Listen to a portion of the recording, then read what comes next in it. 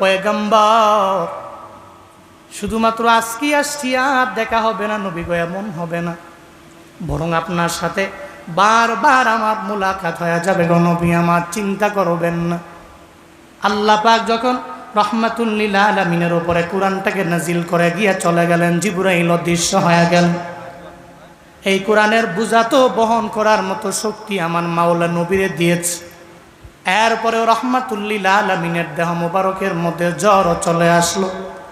নবী গারে হেরা থেকে আস্তে আস্তে নামিয়া যখন আম্মাজার খাদিজা রাদিয়াল্লাহু আনহার ঘরে যায় কয় খাদিজা, আমি তো গারে হেরার ভিতরে বারবার ধ্যান করি, গারে হেরায় ধ্যান করেছি, অদৃশ্য থেকে কে যেন আসলো, আমারে বুকের মধ্যে চাপ দিয়া দিল, বলল পড়েন, আমি বললাম পড়তে পারি না। আবার আমারে চাপ দিয়া দিল, আমাকে বলল পড়েন, আমি বললাম পড়তে পারি না। এরপরে 5টা আয়াত নাজিল করে ওই ব্যক্তিটা আমার দরবার থেকে চলে গেল। ও খাদিজা, জাম্মিলুনি জাম্মিলুনি, আমারে চাদর দ্বারা আবৃত করে দাও।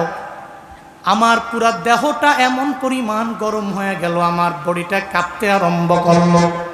আমারে কম্বল দাও, আর কম্বল দিয়া পুরা দেহটা পরিপূর্ণ ঢেকে দাও। আম্মাজান খাদিজা রহমাতুল লিল আলামিনকে কম্বল দিলেন, এরপরে নবীর দেহ মোবারক ঢেকে দিলেন।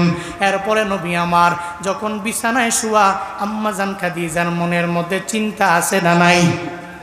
যেই সময়ে নবীর কেউ নাই, ওই সময় আম্মাজান খাদিজা আমার নবীরে পটগল দেয়।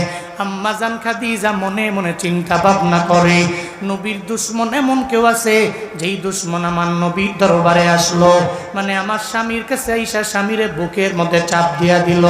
আর এমন জোরে চাপ দিল, ওই চাপের কারণে ওনার জ্বরও চলে আসলো। আম্মাজান খাদিজার মনের মধ্যে চিন্তার কোনো অভাব নাই। এরপরে নবীকে সঙ্গে করে লইয়া, আমার নবীরে লইয়া যখন ওয়ারাকা বিন নাওফেল, মানে খাদিজা রাদিয়াল্লাহু আনহার চাচাতো ভাই যিনি, ওই কাজিনের দরবারে যায়। আর কাজিনের দরবারে গিয়া বলে, ও ওয়ারাকা, আমার স্বামী তো প্রতিদিন গারে হেরায় যায়, ওখানে যাওয়ার পরে ওই জায়গায় যাইয়া আমার স্বামী বারবার ধ্যান করে। হঠাৎ করে কে যেন আসলো, আইসা তার বুকের মধ্যে জোরে একটা চাপ দিয়া দিল। তাকে বলা হলো তুমি পড়ো, সে বলল আমি পড়তে পারি না।